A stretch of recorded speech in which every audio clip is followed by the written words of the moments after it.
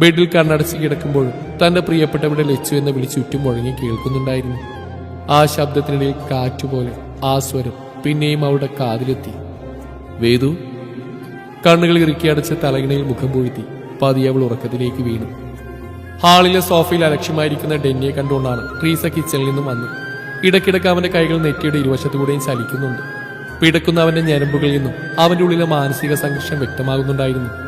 കൈയിലെ വെള്ളം സാരിത്തുമ്പിൽ തുടച്ച് ട്രീസ ആഗ്രഹത്തോടെ അവന്റെ അരികിലേക്ക് വന്നു. എന്താടാ, എന്തു പറ്റി? നീ എന്താ ഈ നേരത്ത്? ഇന്ന് ഓഫീസിൽ ആദ്യ ദിവസമാണ്, കുറെ പണിയുണ്ടെന്ന് പറഞ്ഞിട്ട് എന്തു പറ്റി? വയ്യ നിനക്ക്? അവർ ആകുലതയോടെ അവന്റെ മുടിയിലൂടെ വെല്ലോടിച്ചോട് ചോദിച്ചു. മറുപടിയൊന്നും പറയാതെ അവൻ അവരുടെ മടിയിലേക്ക് ചാഞ്ഞു. കൂട്ടത്തിൽ അവരുടെ കൈ അവന്റെ തലയിലേക്ക് എടുത്തു വെച്ചു. അവനെ ഉലക്കുന്ന എന്തോന്ന് സംഭവിച്ചിട്ടുണ്ട് അവന് എന്നവർക്ക് മനസ്സിലായി. അവരവന്റെ തലമുടിക്കിടയിലൂടെ വിരലോടിച്ചു. അമ്മച്ചി. ഏറെ നേരത്തെ നിശബ്ദതയ്ക്ക് ശേഷം അവൻ വിളിച്ചു. പറയ്, എന്താ ഈ ഉള്ളിക്കിടന്ന് പുകയെന്ന് അമ്മച്ചിയോട് പറയും. അവന്റെ അമ്മച്ചി എന്നുള്ള വിളിയിലും തന്നെ അവർക്ക് ആരും മനസ്സിലായിരുന്നു. ഞാനിന്ന് ലച്ചുവിനെ കണ്ടു. വേറെ ഇങ്ങോട്ട് ദൃഷ്ടി പതിപ്പിച്ചുകൊണ്ട് അവൻ പറഞ്ഞു. എന്റെ കർത്താവേ, സത്യാണോടാ നീ പറയുന്നേ? കണ്ടോ എന്റെ മോളെ? സുഖമായിട്ട് ഇരിക്കുന്നുണ്ടോ അവള്? നന്ദനെ കണ്ടോ? എത്ര മക്കളുണ്ട് അവൾക്ക്? എനിക്ക് കാണാൻ കൊതി അവന്റെ കുഞ്ഞിനെ. ഭദ്ര പ്രസവിച്ചെന്നേ ഉള്ളൂ, ഞാനാ വളർത്തി. എന്റെ നെഞ്ചി കിടന്ന എന്റെ മോള്. എന്നെ പറ്റി ചോദിച്ച അവള് പരിഭവായിരിക്കുമല്ലേ അമ്മച്ചിയോട്. പെട്ടെന്നൊരു സുപ്രഭാതത്തിൽ ആരും ഇല്ലാണ്ടായി പോയില്ലേ എന്റെ കുഞ്ഞിന്. അവർ കണ്ണീരൊപ്പിക്കൊണ്ട് വാതോരാതെ പറഞ്ഞു. ലച്ചുവിന്റെ പേര് കേട്ടപ്പോൾ തന്നെ വാചാരയാവുന്ന ട്രീസെ അവൻ നിറമിഴികളോടെ നോക്കി. നിറഞ്ഞ കണ്ണുകൾ അവർ കാണാതെ തുടച്ചുകൊണ്ട് അവൻ എഴുന്നേറ്റിരുന്നു. അമ്മച്ചി, എനിക്കൊരു സ്ട്രോങ് കോഫി ഇട്ടേ, തലവേദന പോട്ടെ. വിഷയം മാറ്റാൻ അവൻ പറഞ്ഞു. അതൊക്കെ ഞാൻ തരാം, നീ ആദ്യം മോളുടെ വിശേഷമൊക്കെ പറയും, കേക്കട്ടെ ഞാൻ. അവർ ആവേശത്തോടെ പറഞ്ഞു. ഒരു കോഫി തന്നെ ട്രീസൊക്കെ വെച്ചേ, എന്നിട്ട് പറയാൻ വിശേഷങ്ങളൊക്കെ. ഞാൻ ആദ്യം ഡ്രസ്സൊക്കെ ഒന്ന് മാറട്ടെ. അവരുടെ മൂക്കിൽ പിടിച്ച് വലിച്ച് ഷർട്ടിന്റെ ബട്ടൺ അഴിച്ചുകൊണ്ട് അവർ റൂമിലേക്ക് നടന്നു. ഈ ചെക്കൻ അതങ്ങ് പറഞ്ഞിട്ട് പോയാലെന്താ? എന്റെ മോളുടെ വിശേഷം അറിയാൻ എനിക്കുണ്ടാവില്ല ആഗ്രഹം. ലച്ചുവിനെ ഓർത്തുകൊണ്ട് ഡെന്നിയെ മുഖം കൂട്ടി കാണിച്ച് അവർ കിച്ചണിലേക്ക് നടന്നു. ഒരു ഷോർട്സും മനിനിട്ട് വളർന്നു പന്തലിച്ച് താടിയും മുടിമെല്ലാം ഒതുക്കി ഫോണിൽ നോക്കി ഹാളിലേക്ക് വന്നപ്പോഴാണ് ഡോറിൽ തുടരെയുള്ള മുട്ടി ഡെന്നി കേട്ടത്. ആരാണെന്ന് ആലോചിച്ച് അവൻ ഡോറ് തുറന്നു. കുട്ടിയെടുപ്പുമിട്ട് മുടിയൊക്കെ മുകളിൽ കെട്ടിവെച്ച് കൈ രണ്ട് എളിൽ കുത്തിരിക്കുന്ന മിഴിമോളെ അവൻ സംശയത്തോടെ നോക്കി. എന്നാൽ ആരും ആ മണപ്പുറത്ത് വെച്ച് കണ്ട ഭാവം പോലും കാണിക്കാതെ അവന് മറികടന്ന് അവൾ സോഫയിൽ കയറിയിരുന്നു. ഇതിപ്പോ എന്താ സംഭവം എന്നറിയാതെ അവൻ അത്ഭുതപ്പെട്ട് നിന്നു. ടീസ കൊച്ചേ, ഞാൻ വന്നു. അടുക്കളയിലേക്ക് നോക്കി വിളിച്ചു പറഞ്ഞുകൊണ്ട് അവൾ ഇടം കണ്ടിട്ട് ഡെന്നിയെ നോക്കി. തന്റെ ഫ്ലാറ്റിൽ കയറി വന്ന് തന്റെ സോഫയിൽ നിന്ന് തന്റെ അമ്മച്ചിയെ പേരെടുത്ത് വിളിച്ച, അതും താൻ വിളിക്കുന്ന പോലെ വിളിക്കുന്ന ആ കാന്താരിയെ നോക്കി അവൻ വാ പൊളിച്ചു.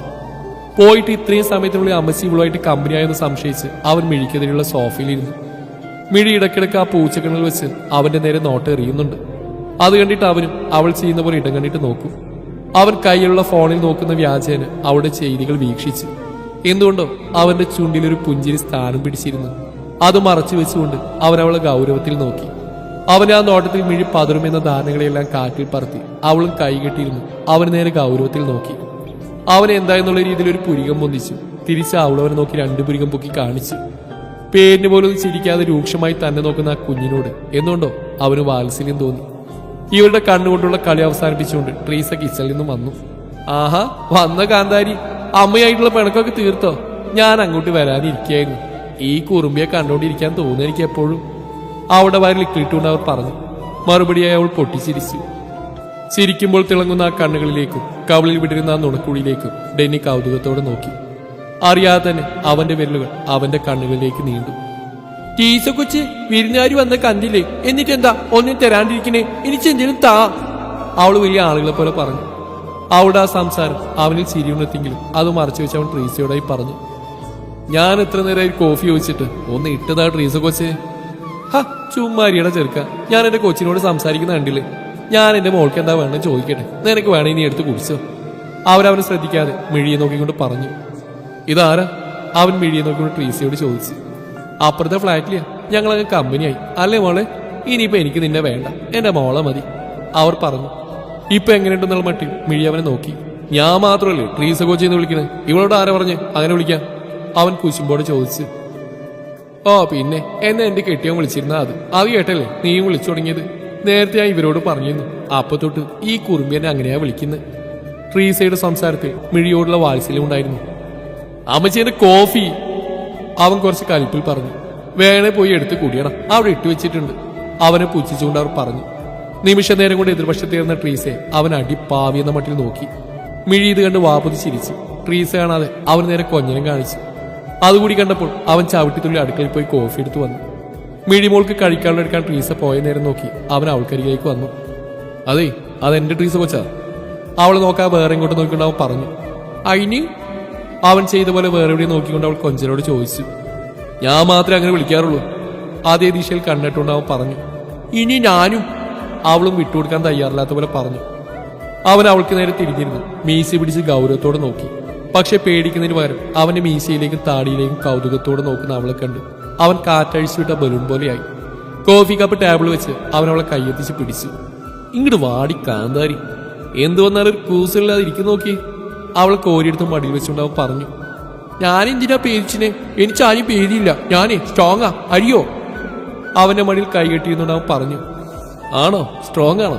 എനിക്ക് സ്ട്രോങ് ഫ്രണ്ടിന്റെ ആവശ്യമുണ്ടായിരുന്നു, അതുകൊണ്ട് ഫ്രണ്ട്സ് ആവും. അവൾക്ക് നേരെ കൈ നീട്ടിക്കൊണ്ട് അവൻ പറഞ്ഞു. ഒന്ന് ആലോചിച്ച് മിഴി അവന്റെ കയ്യിൽ പിടിച്ച്. ഓക്കെ ഫ്രണ്ട്സ്, അവൾ സന്തോഷത്തോടെ പറഞ്ഞു. എന്താ ഈ കുറുമ്പിയുടെ പേര്? അവളുടെ മുടിയിൽ പിടിച്ചുകൊണ്ട് ചോദിച്ചു. മീന, പക്ഷെ ശരിക്കുള്ള പേര് വേറെയാ. സ്കൂളിലൊക്കെ വേറെ പേരാ. ലച്ചു അമ്മമ്മയും പെബേറ്റിനും മീന വിളിക്ക. അവൾ ആ കണ്ണുകൾ ഉരുട്ടിക്കൊണ്ട് പറഞ്ഞു. ആഹാ, നല്ല പേരാണല്ലോ മിഴിയുന്നു. അപ്പൊ ശരിക്കുള്ള പേരെന്താ? അവനവൾ ചെയ്ത പോലെ കണ്ണുകൾ ഉരുട്ടിക്കൊണ്ട് ചോദിച്ചു. ആദ്യം എനിക്ക് ശരിക്കും പറയാൻ അറിയില്ല, പക്ഷെ സ്പെല്ലിംഗ് അറിയാം. പറയട്ടെ? പരിഹാര മാർഗം എന്ന പോലെ അവൾ പറഞ്ഞു. ആ പറയ്, കേൾക്കട്ടെ. MIDHILA. എന്നിട്ട് വായിക്കുക. സ്പെല്ലിംഗ് പറഞ്ഞ് അവൾ അവനെ നോക്കി ചോദിച്ചു. മിഥില. ശരിയാണെന്ന് മറ്റേ അവൻ നോക്കി. ആ അത് തന്നെയാ. അവൾ സന്തോഷത്തോടെ കൈകൂട്ടിക്കൊണ്ട് പറഞ്ഞു. ഹായ്, അടിപൊളിയാണല്ലോ, രണ്ടുപേരും സൂപ്പറാ. പക്ഷെ ഞാൻ കുഞ്ഞൂസെന്ന് വിളിക്കുള്ളൂ. അതെന്താ? അവരെ താടിയിൽ പിടിച്ചുകൊണ്ട് അവൾ കൊഞ്ചി ചോദിച്ചു. അതേ, നമ്മൾ ഇതുപോലെ ഫ്രണ്ട്സ് അല്ലേ, അപ്പൊ മിഴിമോൾ എനിക്ക് സ്പെഷ്യൽ അല്ലേ, അതാ പുതിയ പേരിട്ട് എനിക്ക് മാത്രം വിളിക്കാനായിട്ട്. അവൻ അവളെപ്പോലെ കൊഞ്ചിക്കൊണ്ട് പറഞ്ഞു. അപ്പൊ ഞാൻ എന്താ വിളിച്ച? അവൾ ചൂണ്ടുവിരൽ താടിൽ കുത്തിക്കൊണ്ട് ആലോചിച്ചു. എന്റെ പേര് ഡെന്നീസ് എന്നാ. അമ്മച്ചി എല്ലാവരും ഡെന്നിന്ന് വിളിക്കും, പിന്നെ വേദു ഇച്ചായെന്ന് വിളിക്കും. അവൻ പറഞ്ഞു. ആരാ വേദു? അവൾ ചോദിച്ചു. കുഞ്ഞൂസിനെ പോലെ തന്നെ വേദു എനിക്ക് സ്പെഷ്യലാണ്.